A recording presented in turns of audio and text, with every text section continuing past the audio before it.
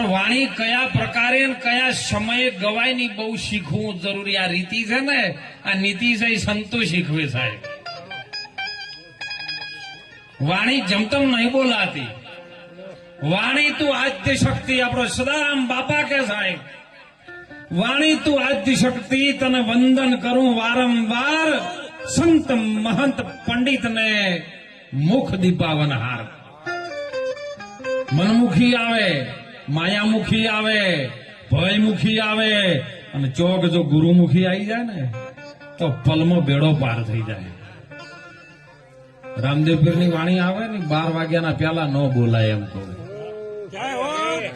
કોઈ દિવસ ન બોલાય. અને પ્રસંગ કયો છે, પ્રસંગના અનુરૂપ વાણી આવે ને.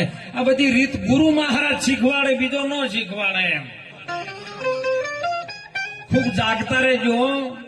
ખાલી ગાવા હારું થઈને આર્યો અવસર નહીં મળ્યો.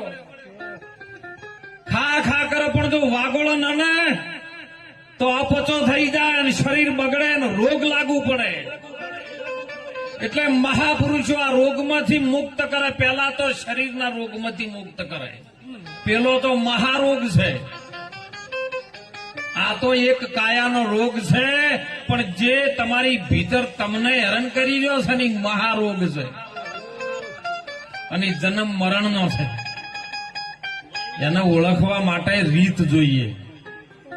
અને રીત જો ના આવડે તો આપણે હદ વચ્ચે ભૂલા પડીએ એમ. એટલે સંતો આપણને રીત શીખવાડે છે.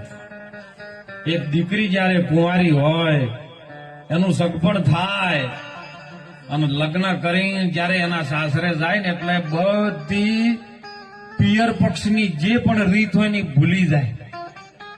એના સાસરા પક્ષની રીત પકડાય. અને જો એ જ્યાં પછી દ્વારી ન પકડે ને તો ઘેર પાછું આવવું પડે એમ.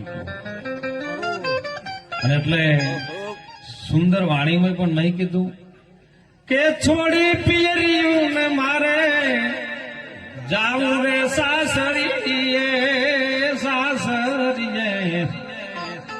અરે મરે શરમ મને શાની મને બોલાવે સતગુરુ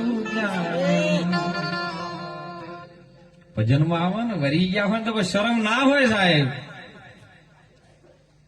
પિયરિયું છોડીને હાહરિયામાં જવું હોય શરમ છે નહીં. અને જો શરમ લાગે ને તો ભજન વાણી ન બોલી શકે. અવસર છે ને એ માણસનો મળ્યો છે. 4 ખોણીના જીવાત્મામાં ઉત્તમ જો ખોણીમાં મળ્યો હોય ને તો આ મનુષ્યની યોની છે.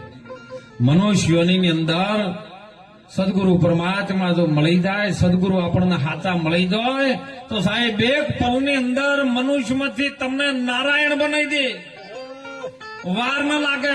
હોબેલા કાહમાં આવા. અને જો કદાચ ડોગેર ઉપર ભોતરું છે પણ કાહની ધારમાં આવી જાય ને જો ભોતરું ઉખડી જાય ને તો ચોખ્ખો થઈ જાય.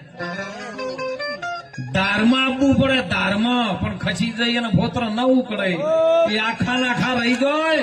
અને જવ જાય શના કોમમાં આવી ખબર છે? યજ્ઞ હોમ ને હવન થાય એ હોમબામ કોમમાં આવે કન્વરજી.